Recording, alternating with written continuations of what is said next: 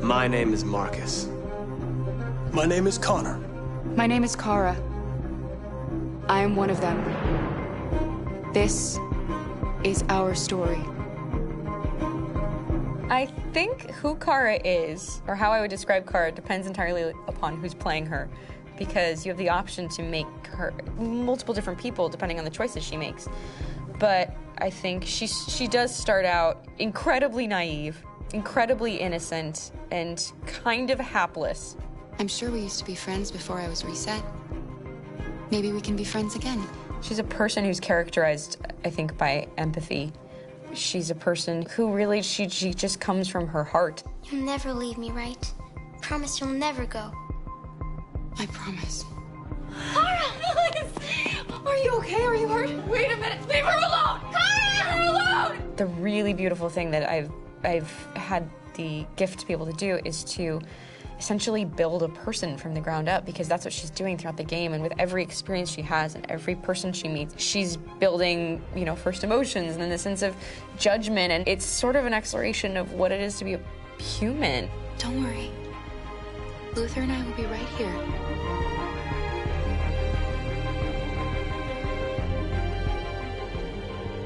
David and the creators have painted a really intriguing and engaging picture of a near future where we rely upon androids for a lot of our service class business, the class that serves us, that helps us, that handles our baristas and our drivers and our housemaids. And what is humanity, where we tap into it, how and why we treat each other the way that we do.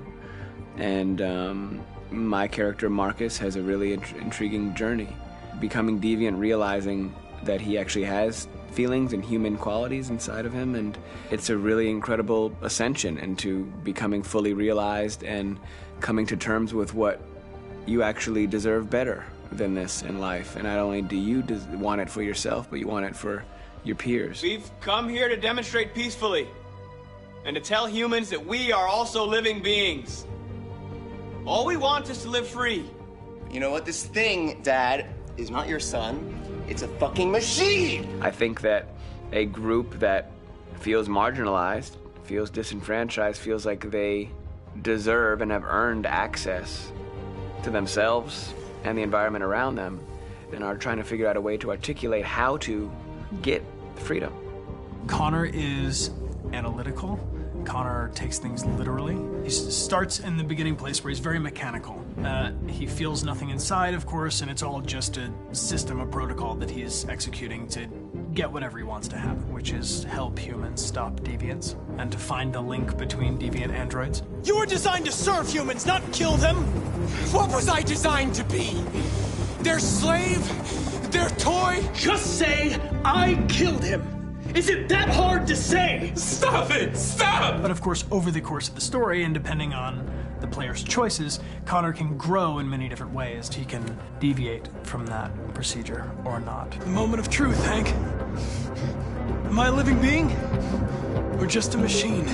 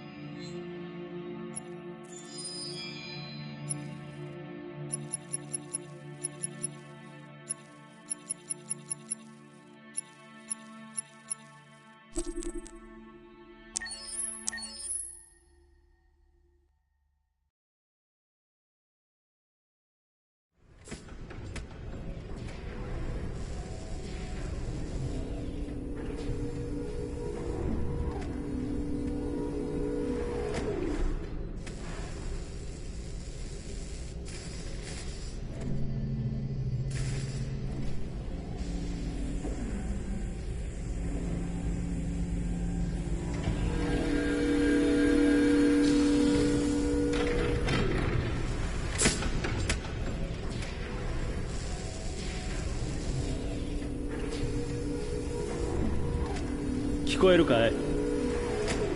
はい。 ID を KPC897-504C。 頭を動かして。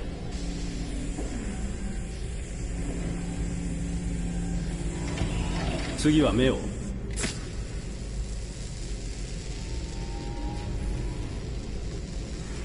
警部とレンズの動作は異常なし。初期起動メッセージを再生。こんにちは。私は AX400 型アンドロイド。料理に洗濯、子育て、家事全般、予定管理をこなし、300以上の言語に精通し、夜の営みにも対応します。食事も充電もいりません。装備されたバッテリー持続時間は173年です。私の名前は？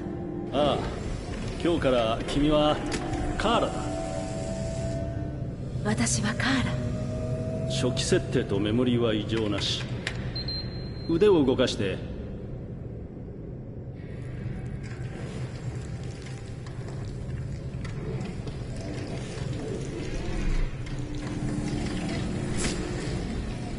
関節機能 OK。 ドイツ語で喋って。 Ich bin ein AX400 Android dritter Generation, erschaffen als Ihr persönlicher Assistent und intimer Beziehungspartner. フランス語で。 Je suis un android de troisième génération AX400, conçu pour être votre assistante personnelle et votre partenaire intime. OK。 じゃあ日本語で歌ってみて。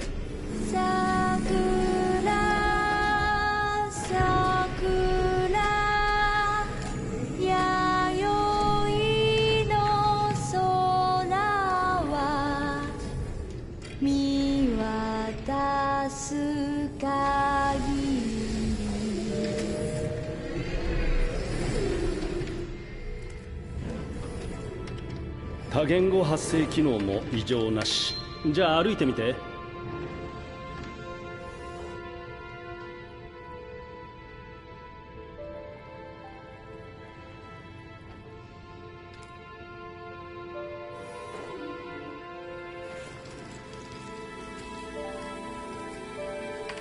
移動制御も正常。よし、全て問題なし。これからどうなるの？また初期化されて店で売られる。売られる？私は一種の商品ってこと？ああ、当然君は商品だよ。ほら、手も足もついている何でもできる万能コンピューターさ。しかも高級品。そう、でもてっきり。てっきりてっきりなんだ。てっきり生きてるって。おい、何なんだ、勘弁してくれよ。ここ最近メモリー異常ばっかりだ。録音開始。不良品確認、解体して問題の部品をチェックする。不良品ってどういうこと？そんなこと考えるはずがないんだ。心があっちゃいけないんだよ。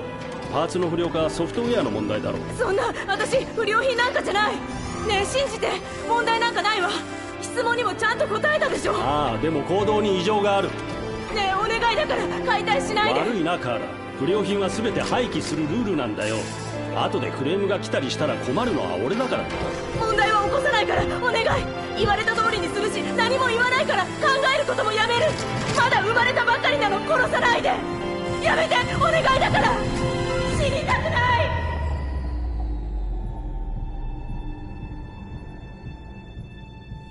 生きていたいの、お願い。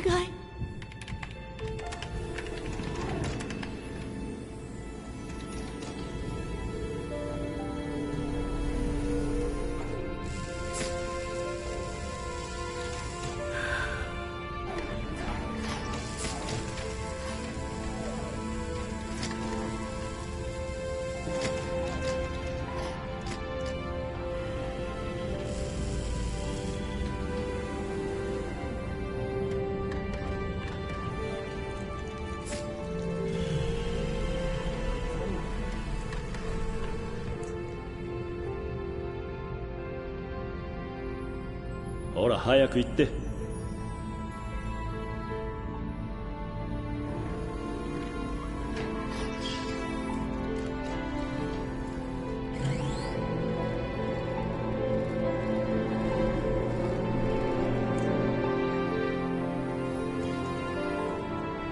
騒ぎは起こすなよ。面倒はごめんだ。ありがとう。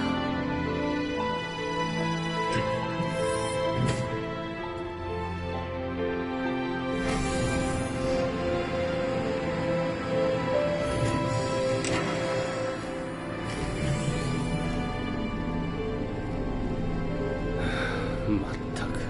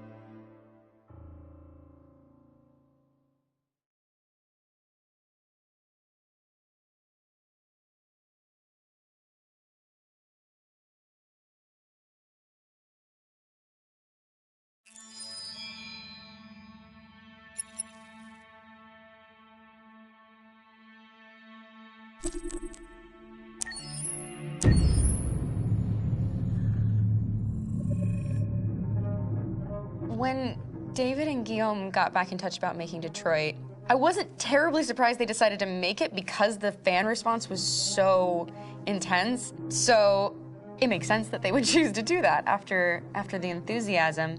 It was a challenge, and it was just an interesting thing to get my head around how to approach this character now as a different, much older person, and whether or not she had changed. And I'm very happy to say that with Detroit, I've had the opportunity to see Kara grow so much more than I ever expected. You do the housework, the washing, you cook the meals, and you take care of... God damn it, where the fuck's the rat gone now? Alice! Alice! I mean, she starts out essentially how she does in Kara in a very, not robotic, but, you know, android, other way, and getting to take this journey where she becomes more and more human as it goes on. You know, and as an actor, that's a wonderful exploration in every way, whether it's how she sits, her posture, how her voice changes, how emotions change and how much emotion is based on things like empathy and social experience. And so having, you know, as much material as I got with David to have this huge, nuanced arc was really incredible. Why couldn't we just be happy? This experience has been quite different than the experiences I've had shooting film or TV or doing theater work. I have 83 dots on my face and a really flattering black wetsuit type thing, and you're jumping around with props, and it's kind of like being a 10-year-old imaginative kid, which is fun. There's 80 cameras around us. It's already lit.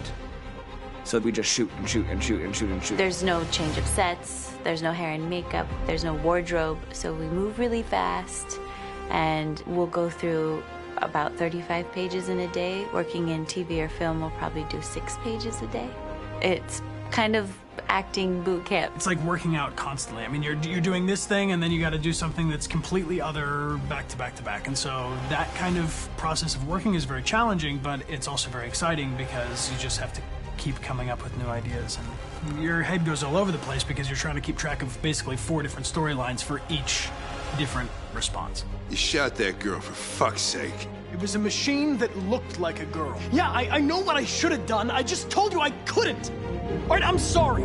The fact that David Cage, he's telling like many stories interwoven from beginning to end is super complicated and super impressive, and I have no idea how he keeps it all in his head. He's not just the writer or the director who's seeing this from the outside eye, he's also thinking about the player walking through this space. You know, only somebody who really, really loves not the work, but like these characters and these stories and cares about doing something meaningful would invest that much in it. And it's always inspiring to work with somebody who cares that much. My experience with motion capture is this one. And I found it sort of terrifying in a way, because they said the computer's going to build you. But then as we got into it, I realized all the elements of it were still artistic. I just dipped into a really brilliant setup here. I've never seen anything like it. And this won't turn me into a product because I was playing a character. So it's wonderful. In the game, Detroit comes back because of a revolutionary industrial rebirth. And there's no reason why that can't happen in Detroit, because they have such tremendous infrastructure for millions and millions of people who can very easily support, you know, a new industry. The city is really strong and resilient, but the city has also been through so much. You see the damage. But it takes that time of kind of rebuilding and reinvesting into the city that I think is happening slowly but surely. The potential of Detroit as a city is something that this game does a lot of justice to, because it would be easy to look at Detroit as some place that used to be, and that's not the case. This game provokes a lot of conversation and reflection on our potential near-future engagement with machines. That's what we are to them. Just merchandise on display in a shop window. I think that a group that feels marginalized, feels like they deserve and have earned access to themselves and the environment around them, and are trying to figure out a way to articulate how to get freedom. What was I designed to be? Their slave? Their toy? It plays with your comfort levels. You think that this is fine, you're comfortable with it, until something blurs the line and throws you off, and now do I feel differently about whether this should be allowed? Should it be banned? Should it be encouraged? You're gonna ruin our lives, and for what? For a bunch of machines? They are not machines! They are alive! I'm alive! You're alive! They're nothing!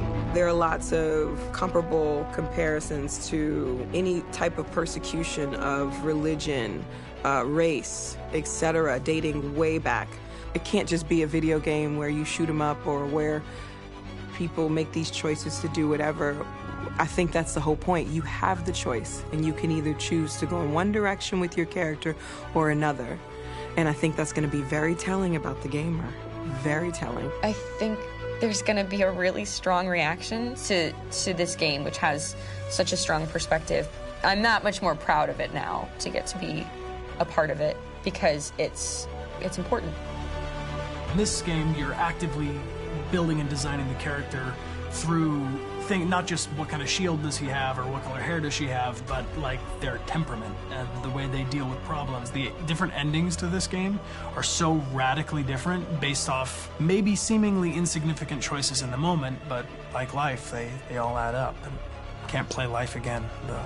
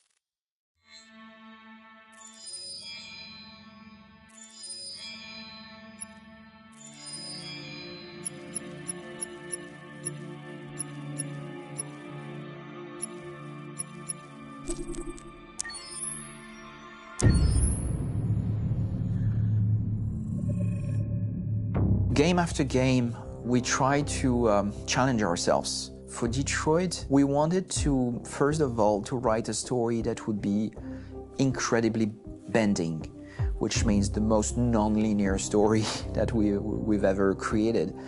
And we wanted really the player to have the possibility to change the story, change his own journey. When you're writing at Quantic, you're writing for an interactive medium. You know, when you're working in television, you'll put a character in a difficult situation, and you as a writing team will argue about what would that character do. But ultimately, you have to decide what happens, and you just show the audience. What's interesting about interactive drama is you bring the player into that conversation, and it changes your job slightly as a writer, because your job is to provide a narrative context in which the player can write his own story. You're giving him this kind of narrative Lego that he's going to snap together into his own shape. You also have the ability to make your audience attach themselves to your characters, because the audience is in some sense responsible for what happens to the characters. It's just a few cans. Come on, let's go. We have some cash now. You used me to steal that money. How could you do that? I trusted you. What is a bit specific about these scripts is how large they are. If you take a film script, there are about 100 pages. But here we have to deal with a script that is between 4,000 and 5,000 pages. Everything becomes bigger because we don't just tell one story, but we tell all the possible stories that can be told within this narrative space. On Act 3, our final act, we have around 1,000 different scenarios. And every one of those scenarios has to be as interesting, as passionate, as strong, and as emotional for the player. We want every action that the player does, every interaction that is available to serve in telling the story, and help the player understand who his character is, and build that character moment to moment.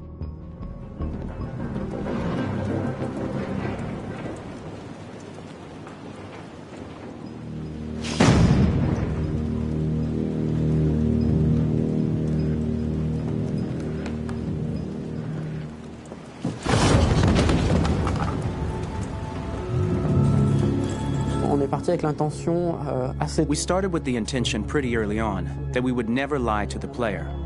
So we implemented a visible tree structure in the game that players can consult during a scene or at the end of it, which shows exactly what they did and what they missed. There are games out there offering world exploration. We offer narrative exploration. You know, keeping control of such a wide and large story is a huge challenge. So same thing when you shoot with actors, because you will need to shoot many different versions of each dialogue, of each scene. For actors, it's a huge, huge challenge. Because of the style of the game, you have so many different ways that the character can go. Every decision, it's what I call kind of choose your own adventure. Like every decision that the player makes, it's going to open up 40 more pages of material and experience that ties in, which means as a performer, you have to try to continue to make things feel real that the player might not ever see, but also that in performance it's not always connected to a previous act. It's grueling, it's hard work, but it's a great team and I enjoy doing it. I was really frustrated, until I got to this point where I kind of was able to step outside of my own experience and even in a lot of ways my own process and be able to step outside of that and okay, this is something new, what do you need? How do I meet you there? How do I give you what you need and still feel like I'm doing what's right?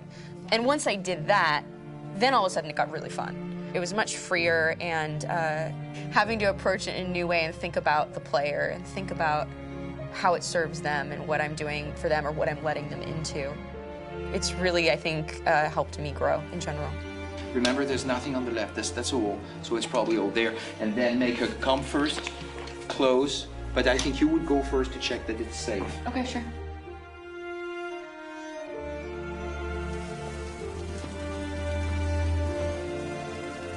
The most enjoyable thing about working in performance capture on this kind of project is that if I shot a film, I would get to do one of these endings. I get to do so many different things as Connor.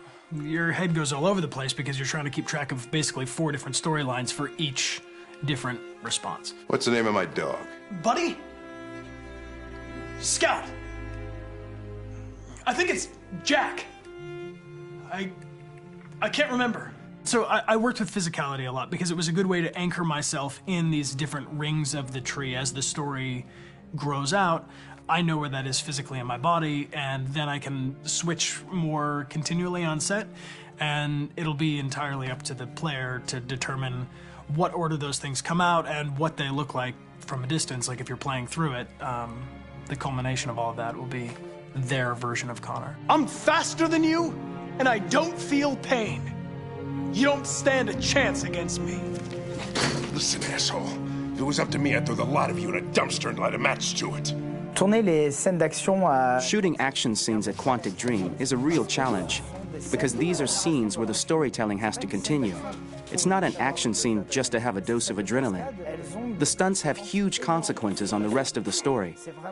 It's really a moment where we implicate the player and tell him that the choices he makes during an action scene will have a direct impact on the evolution of his story. My biggest challenge on Detroit has been managing the large number of animations that we received from motion capture. Detroit features more than 37,000 animations, which is a huge amount to handle on a daily basis. You have to realize that the player, in his first playthrough, will miss certain scenes. This also means that we had to think of, conceive, and produce all the potential story paths. The characters' costumes, the places, day or night, the weather. Did the character get shot in the shoulder? Did he get injured? All this consistency forced us to produce a lot of graphic assets in order to, quite simply, allow the player to have true continuity throughout the story. Honestly, we were even surprised by the challenges that come with such a big tree structure. And we did our best to guarantee quality across all the game and make sure that whatever path you choose within this narrative space, you will have an equally good experience.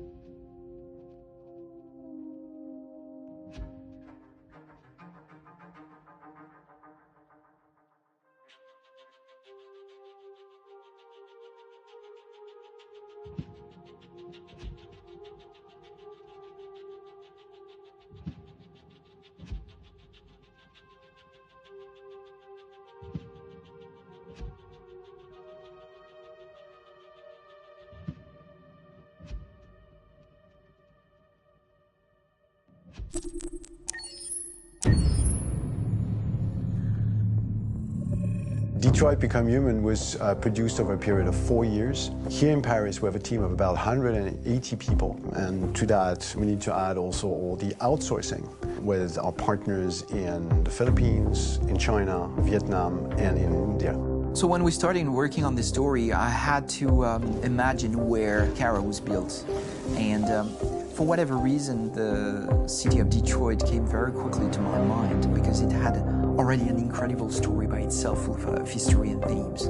So we traveled there with the team and we were really moved by what we saw, and we could really feel the desire to fight and really be born again. And we just continued this curve, this growth, and just imagine what Detroit would be like if the android industry was, using these huge factories to build androids there.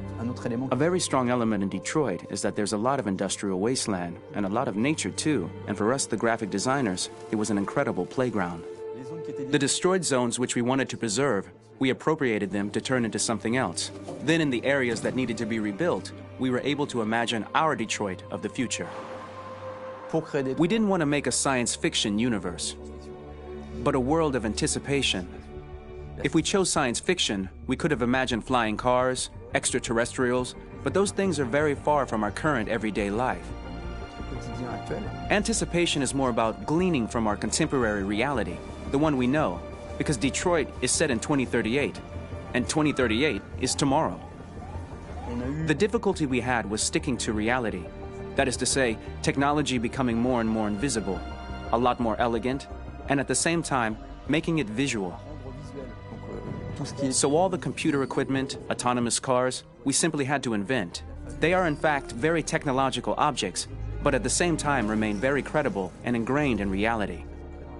To create a cohesive universe in the fashion and clothing of the human characters in 2038, I didn't want to put an accent on strange shapes, or really vibrant colors, and things we wouldn't know. That I wanted to keep for the androids. The goal was to create something familiar which we can identify with in this future setting.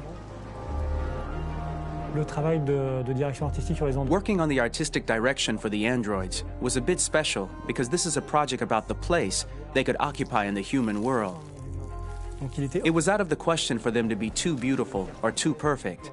They had to correspond to every social class, rich and poor. Inspired by everyday utilitarian clothes, I brought a modern touch by adding dynamic display surfaces, the armband we can see on the side, the triangle on the front and back, an LED. Like that, there's no confusion. Wait.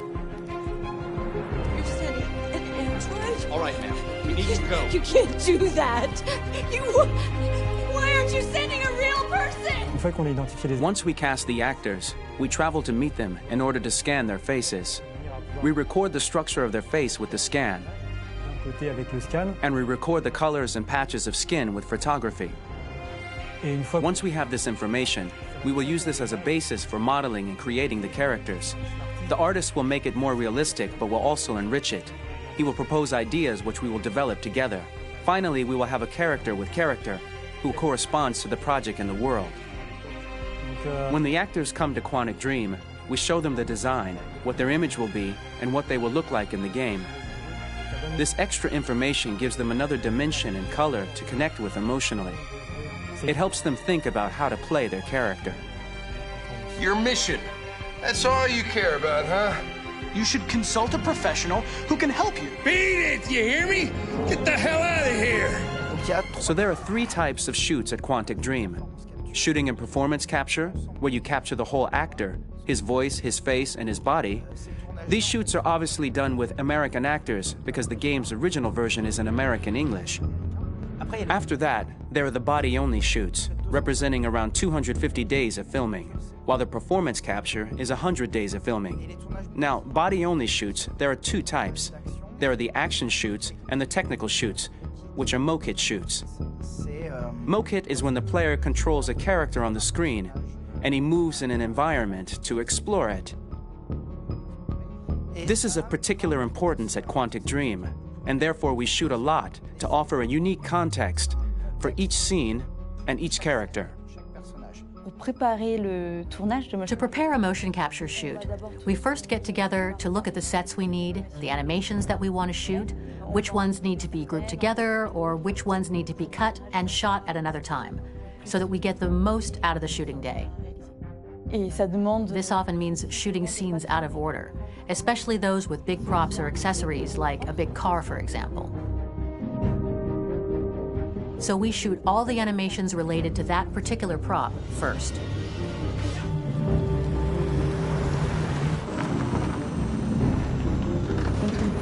The biggest challenge for the mocap team was shooting a Spider-Man mokit.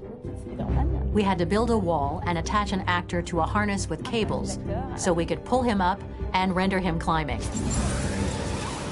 The shooting on this game took about, I would say, more than a year, maybe 1 and 2 years, with about 300 actors on set. So I would say it's quite a massive production. But so much happened on this set between the stunts and the shootings with a little girl and all these great actors that we had. It was really a very, very memorable journey for the team and for myself. Today, Detroit has over 37,000 animations. When we retrieve the motion capture data, it's just a cloud of points, which represent all the markers worn by the actors. From this cloud of points, we have a phase called retargeting, which gives us a skeleton.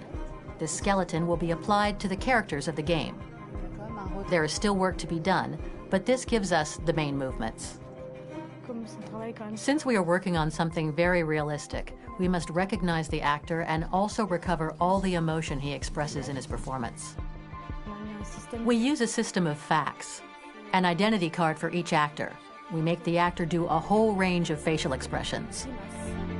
Then we recover all the expressions and paste the animations on a puppet that Jan has prepared. I then recover and refine these poses. I might stretch the lip, reinflate a cheek, tiny details that make the finished product really capture the actor.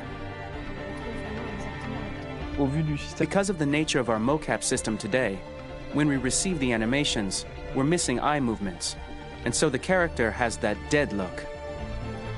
He really has no eyes, so then it's a big part of the work for the animators to find the regard of the actor in relation to his position, in relation to the body, etc. It was crazy when I saw the newest model for Kara, because they've been working on it and working on it, and this was the first time I literally jumped in my seat. It not only looked so much like me, it was the fact that it looked so lifelike. It wasn't that it looked just like it was a camera, it was something else, you know, but it looked alive. It's exciting, and it's kind of terrifying. Game after game, we learned the rules of optics and filming, and our goal with Detroit Become Human was to have cameras that would actually emulate the optics of a real physical camera. So basically dealing with real-world imperfections was our main task, and just to make cameras look as real as we can. Once the animations are shot and processed by the animation department, integrated and polished, we film them. That is to say, we really do a mise en scène, as in cinema. The real difficulty of our job is to know if these cameras are telling us something. Are they in the emotion of the scene? Do they describe exactly what the action must convey, what must be felt? The most important challenge for me was one of the final scenes where Marcus decides to start the revolution and go to the battlefield. Very quickly, we imagined this to be a huge sequence shot. We wanted the feeling of a cameraman running behind us while showing Marcus, the androids who help him, the person shooting at us, etc. Above all, it was necessary to say to oneself, this scene is very violent but does not glorify war. On the contrary, that war is something improbable and absurd. It was really a fun challenge. The idea was to say we have 3 characters. We would like each of them to have a specific cinematography. We wanted Kara to be much more filmed with some kind of handheld camera, to have something very living, very breathing. For Connor, we wanted something very cold and very perfect. And for Marcus, we wanted something epic and spectacular. So it was about the filming, but it was also about the photography. So we worked with a director of photography to give each character a different lighting, different key colors. Each of them would have their own worlds. And finally, we worked with the composers, so they would create a specific sound for each character, so each would have his own world and his own style.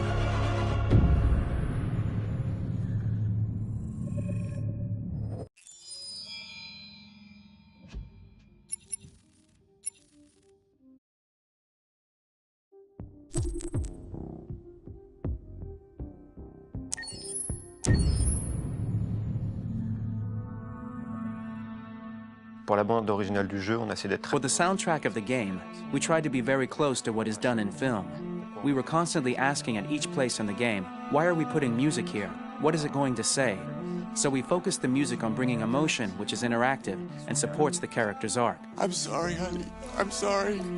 I'm sorry. You know I love you, don't you? You know I love you.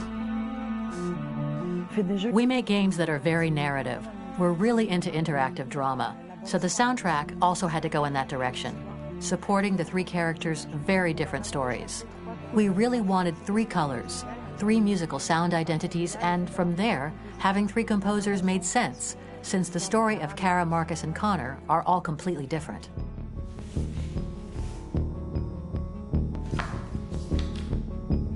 You recognize him? It's Carlos Ortiz. For Connor, we wanted a soundtrack that could be very cold and very mechanical, very machine-esque somehow. For Kara, we wanted a soundtrack that would be very moving and emotional. It was about the quest for identity, but it was also a journey about love and empathy. And for Marcus, we wanted something epic, something that would really represent the grand aspect of his quest. And we were very fortunate to find 3 incredibly talented composers, and working with them has been a dream, honestly.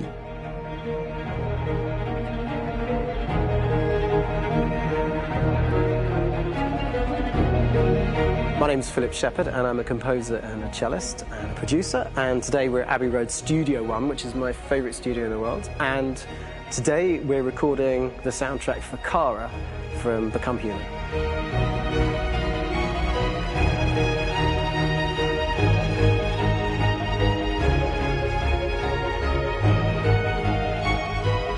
So when I compose a big project, I often travel just to kind of get out, and get some fresh air and some inspiration. And I go hiking and traveling in Montana a lot. I had a log fire in the room that I was staying in, and the flames were kind of making absolutely direct music. And it became the basis for Kara's theme, and it sounds something like this.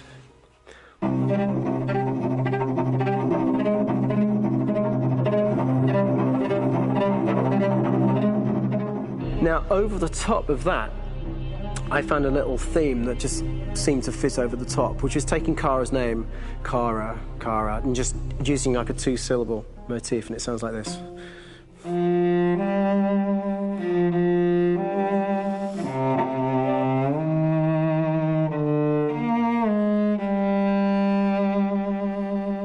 going to pull through this, Alice. As long as we're together, nothing can hurt us.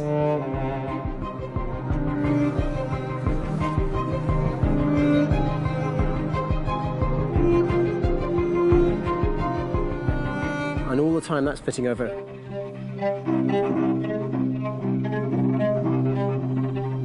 So it kind of works in lots of levels, and in fact every single theme in the score has one of those elements built into it, and it becomes sort of the DNA of every single tune.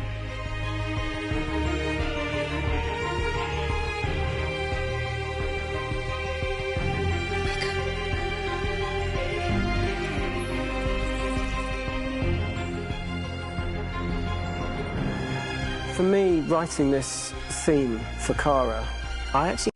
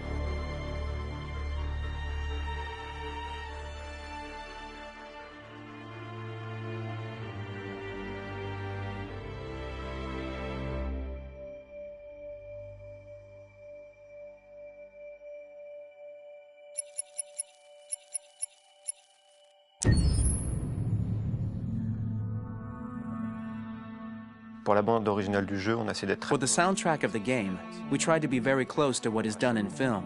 We were constantly asking at each place in the game, why are we putting music here? What is it going to say? So we focused the music on bringing emotion, which is interactive, and supports the character's arc. I'm sorry, honey. I'm sorry. I'm sorry. You know I love you, don't you? You know I love you. We make games that are very narrative. We're really into interactive drama, so the soundtrack also had to go in that direction, supporting the three characters' very different stories.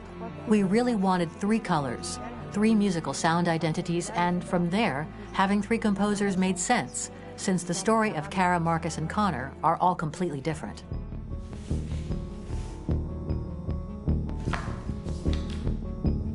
You recognize him?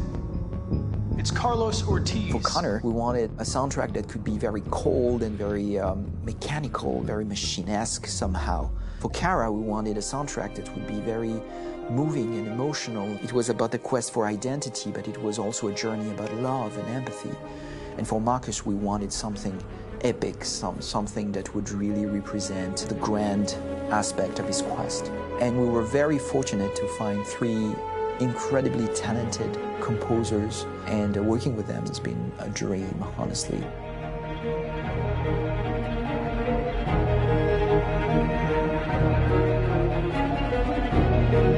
My name's Philip Shepherd, and I'm a composer and a cellist and a producer. And today we're at Abbey Road Studio One, which is my favourite studio in the world. And today we're recording the soundtrack for Kara from Become Human.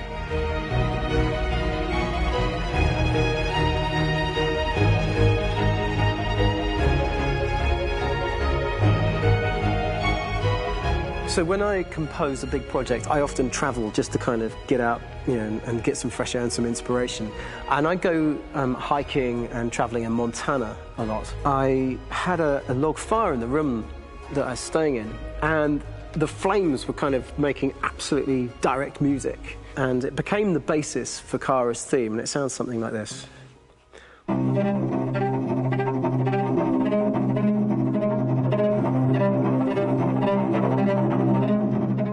Now, over the top of that, I found a little theme that just seemed to fit over the top, which is taking Kara's name, Kara, Kara, and just using like a two-syllable motif, and it sounds like this. We're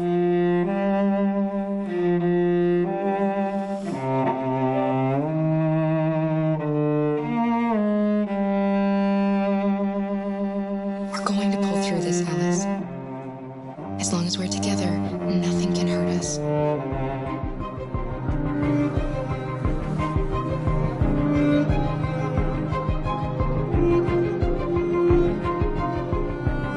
And all the time that's fitting over it.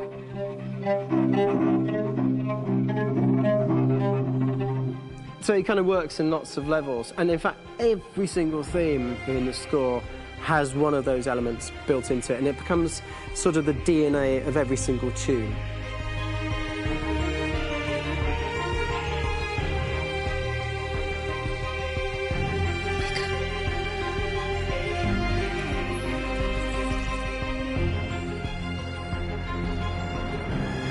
For me, writing this theme for Kara, I actually had to tap into what it feels like to be a father to daughters. I really had to tap into everything I feel about my daughters and thinking, well, if I had to write music for them and that sense of trying to protect them but also give them the freedom, that's totally where it came from. Because each composer has been given the sort of narrative responsibility for very different characters, I haven't had to sort of go into other styles. I can actually be very loyal to this particular character and sort of hopefully encapsulate her. But it means also I've suddenly become very connected to this character. And if for some reason it goes to game over early, I'm going to be mortified, you know? They're over there! Starting a new project for me personally, it's always finding the right tone, finding the right color, I like to call it. For me, it's finding that right texture that actually sits against picture really well. One of the biggest things is I created custom instruments for Connor.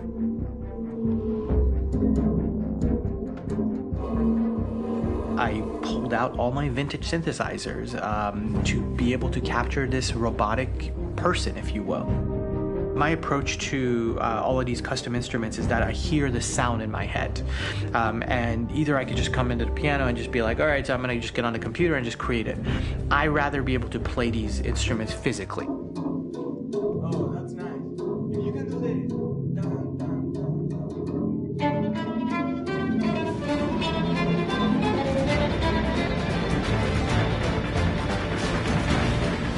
As soon as you see Connor the first time, there is a really interesting thematic idea that you hear, and that's just made out of a Moog synthesizer, but completely manipulated in multiple ways. And it's robotic. It has a little bit of an emotional to it. He's on his mission, so you feel that as well. So it just kind of gives you that cold, motionless, with a mission in hand that you kind of feel throughout the whole thing.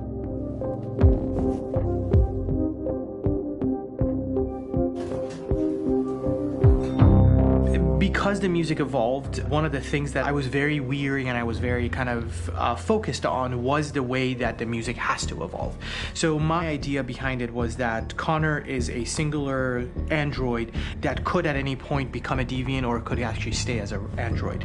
So I created a more or less an Connor theme, and then I was able to just manipulate it in different aspects of it. Is everything okay, Lieutenant?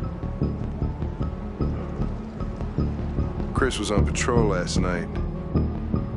He was attacked by a bunch of deviants. I'm a human being writing for a robot, and throughout Connor's journey, he meets someone, he meets a partner. So how do you deal with a robot feeling? And I've met a partner that I'm gonna work with, or all of a sudden he sees a dead body. Does this robot have an imagination? Does this robot have a feeling? And if yes, how do you translate that into non-emotional music? So it basically at any point I was just like, I can't do this, and then I just do it. Property was damaged and fires continue to rage in several major districts across the city. Some people are asking, have androids become a threat to our security? When I first started really digging in on Marcus, the one thing that I really tried to capture was the transformation process. You know, Marcus is this android that evolves over the course of the game and really goes from kind of figuring out that he's more than just an android. You know, he's starting to develop kind of a human soul in a way. Try to imagine something that doesn't exist, something you've never seen. Now concentrate on how it makes you feel and let your hand drift across the canvas. The other side of Marcus that I really latched onto was that he almost became a savior for a lot of the other androids in the game. So when I started developing the theme for Marcus, I really made it like a church hymn.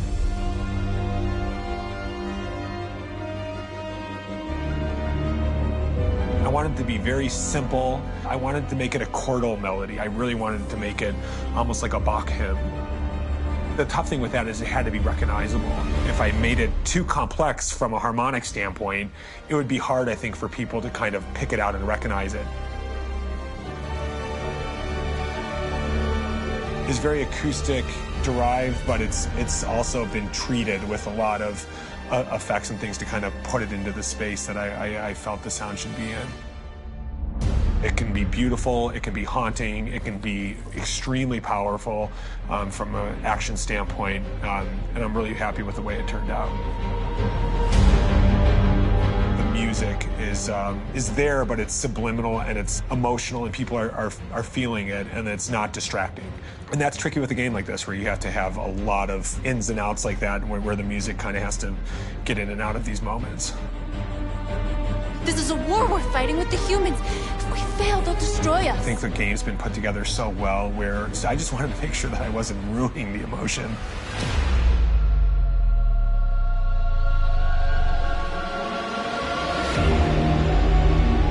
I gotta be honest, when we first started on this path, I've said, oh man, this could be pretty messy, you know? I mean, it could feel disconnected, and But I mean, it's amazing how they really guided us and got us to really kind of all be in the same world, but at the same time feeling completely different. So it's really going to stand out and kind of be one of those games where people are really going to notice the music and kind of how it was crafted, and you know, and all the hard work that went into being able to pull it off in a graceful way.